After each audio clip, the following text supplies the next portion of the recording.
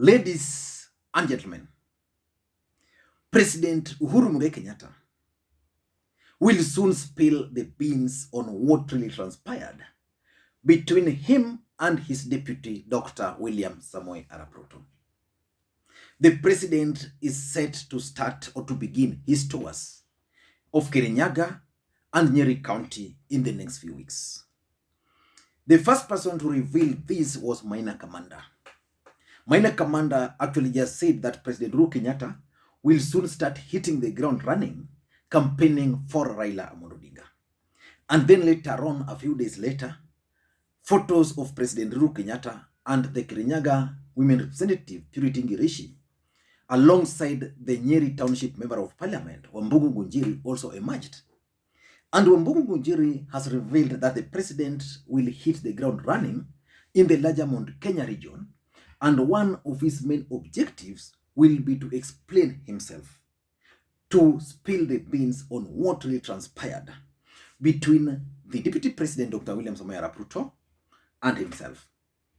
So in this video today, I want us to try and look at why the fallout and the objectives which the president intends to achieve by spilling the beans. But before we do that, if you're watching this channel for the first time, please take a second or two, click the subscribe button so that next time we produce a video like this, YouTube will automatically notify you. And to the subscribers, I want to continue. Thank you guys for your continued support. Just give this video a thumbs up, drop your comments, and also you can share this video with your friends. Now, let us get back to business. There is one question which Kenyans have been asking themselves since 2018. The question of what really transpired between President Uhuru Kenyatta and his deputy. Because these two gentlemen were so close to an extent that they would actually put on the same shirts. In most cases, they would put on the same ties. And in most cases, even if the colors of their shirts and suits were different, you will clearly tell that probably the designer was one. But as we speak today, President Uhuru Kenyatta and his deputy are not seeing eye to eye. It's long since we spotted the deputy president and President Uhuru Kenyatta together. And the president is now set to go to the larger Mount Kenya region to explain himself, to explain to the people what really transpired between him and the deputy president. I've always maintained that politics is about timing. William Ruto has used all the available opportunities to explain to the people of the larger Mount Kenya region how President Uhuru Kenyatta betrayed him. He has explained himself to Kenyans how President Uhuru Kenyatta betrayed him. In fact, at some point, the deputy president was so strategic that he would go to an event accompanied by his allies. The allies would attack the president, and later on, the deputy president would come, talk as if nothing happened. He would not even mention President Uhuru Kenyatta. But timing is key in politics. As we speak now, the deputy president cannot say any other thing on the president. Now the president will now come and explain himself. And since the news of the president explaining himself came up after he met with Maina Kamanda, and later on he also met with Wambugu Ngunjiri and Purity Ngirishi, William Ruto's allies in the larger Mount Kenya region are worried. And I remember Rigathi Gachagua, the Madeira Member of Parliament, and Ndindi Nyoro, the Kiharu Member of Parliament, saying that President Uhuru Kenyatta is free to campaign for whoever he wants.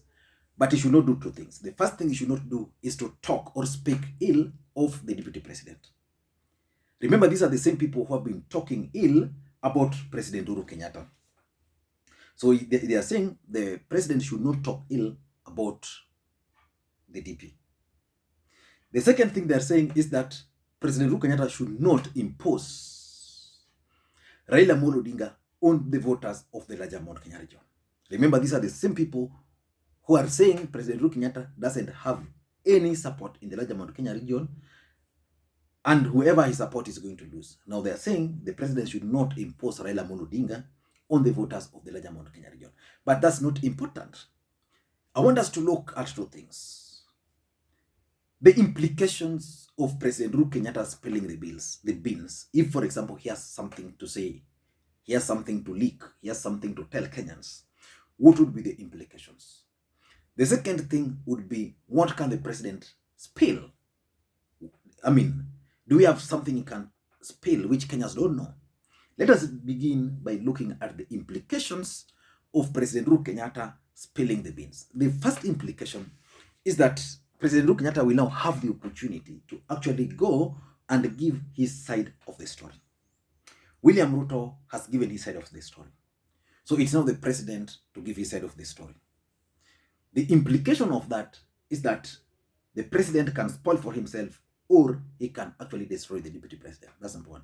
Number two, the second implication is that if the president is going to give his side of the story, is going to reveal what really transpired, then it means it will have impact on the undecided voters. The number of people who are supporting the deputy president in the larger Mount Kenya region at some point were 92. Based on the latest opinion polls, it has reduced to, I think, 65%.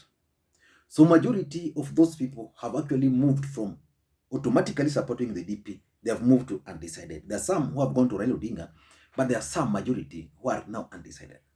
So the president going there to explain himself would mean that he's going to persuade the undecided. So those undecided can decide, okay, based on President Uhuru Kenyatta's explanation, I'm going for Ruto. But based on the president's explanation, I'm not going to support his choice because this guy lied to us.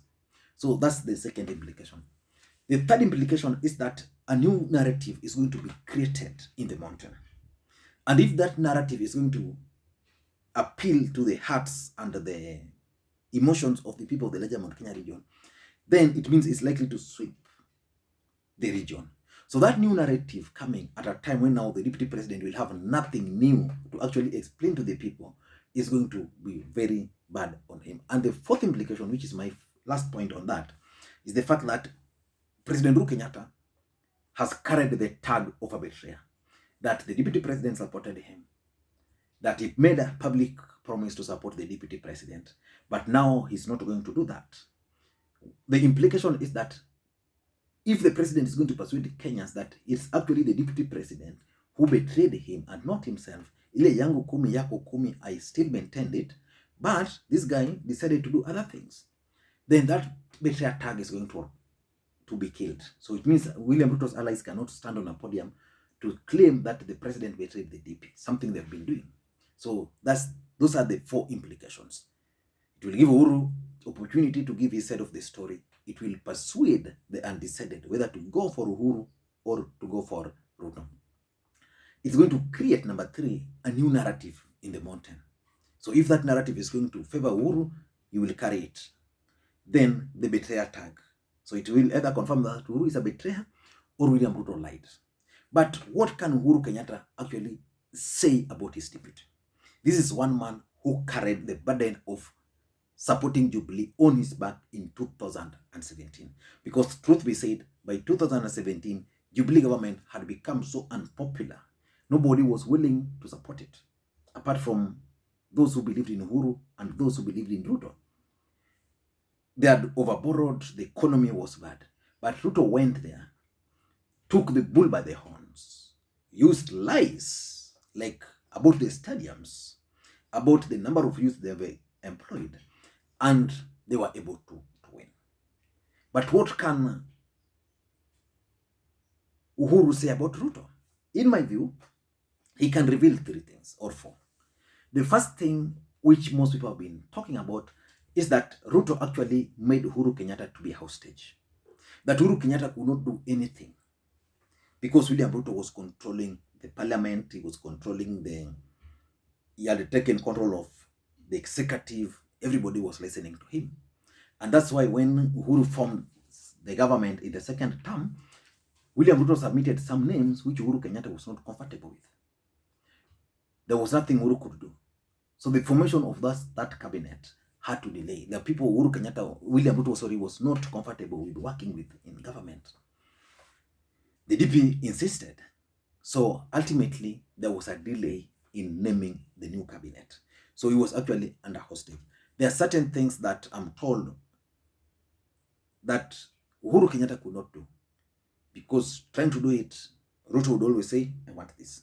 So if he was indeed a hostage, then he will get an opportunity to explain to Kenyans that, this guy put me in a situation where I could not do anything. So that's number one. Number two,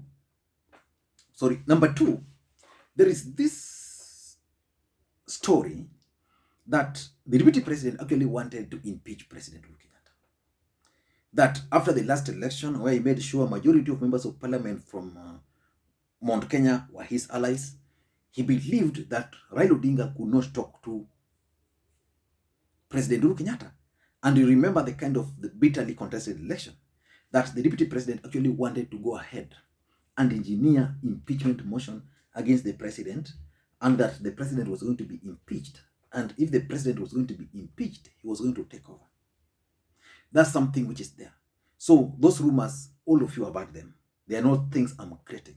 So if indeed there were such plans, then Uhuru Kenyatta can explain to the people of the larger Mount Kenya region that you elected me, but just 3 months after the election, these guys wanted to impeach me. And that's why I could not allow him to do that. Number three, the third thing is the role Raila played for President Uhuru Kenyatta. Why did Uhuru impress Raila? To an extent that now he could discard his deputy. There must be something. The rumors around the corridors of power are stating that at some point there were even plans to eliminate the president. Those are just rumors. That Raila Odinga gave intelligence. Remember, there was this story when the president was in Kisumu and they had to delay their flight back. There are those stories. What role did Raila Odinga play? Did Raila Odinga succeed in stopping Ruto from impeaching the president? If there's any role Raila Odinga played, then those roles will be told by Uhuru Kenyatta. Uhuru Kenyatta will tell the Kenyans for the first time that I agreed to work with Raila Odinga after he told me this, and after my own investigations, I came to realize that whatever he was saying are the truth. The fourth thing is about impunity. Jubilee government is corrupt. First term, second term. William Samoei Ruto at some point was painted as the most corrupt. In fact, whenever you talked of corruption, William Ruto was the face of that corruption in this country. But he managed somehow to get off that tag, because when he left the government, Uhuru Kenyatta's allies continued with the looting. So the COVID billionaires came up.